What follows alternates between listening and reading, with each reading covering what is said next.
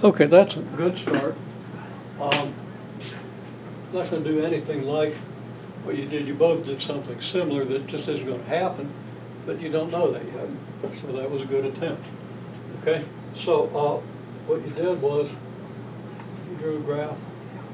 It came down like this. It leveled off and went through these points. That either went down like this or maybe up like this. Okay, one of those two. That's what the two graphs I saw looked like. Okay? Now there's a problem with that because, and again, you can't know this. Okay? But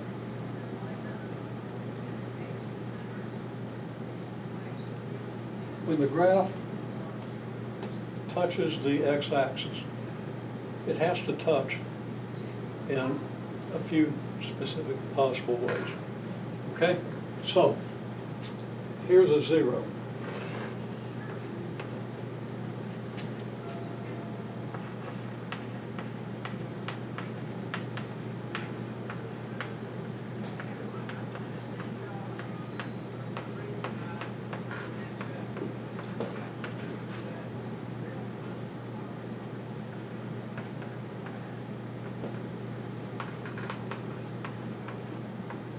Yeah, these are actually polynomials.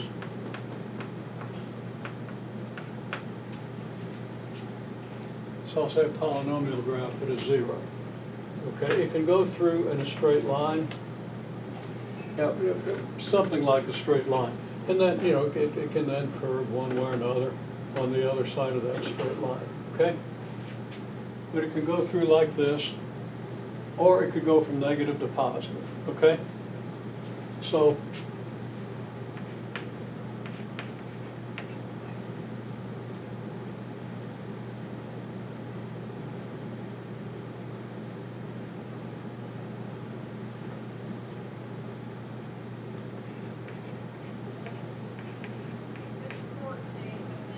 okay, and it straightens out.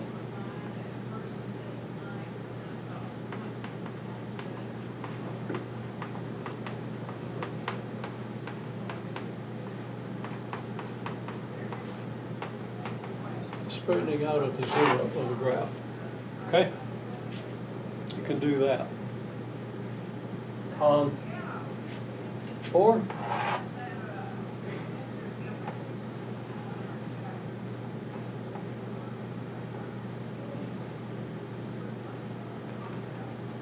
you can do this.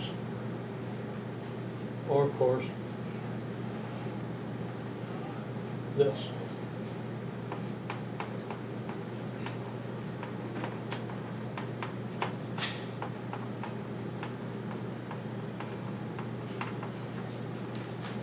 Okay? Or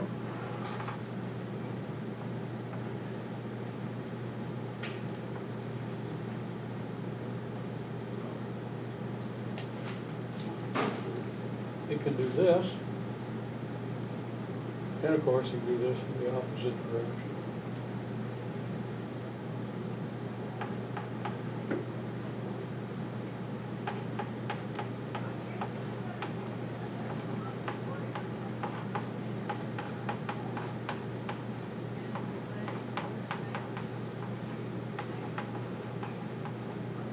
Like a graph of y equals x cubed at the 0. Now, in all these cases, the graph can then change as you move away from the 0.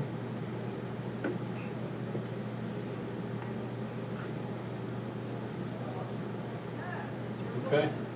So it doesn't have to stay like the graph of the x cubed graph. So you understand, it could come up here, flatten out, get totally flat just for an instant when it goes through 0.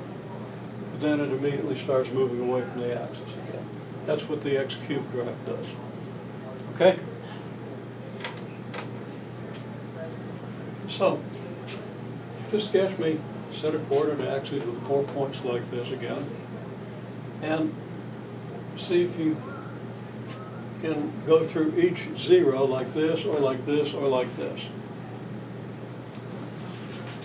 Again, You don't know, and this is all we're going to do today. You don't know which way it goes through for this particular function, but just looking at possibilities, okay?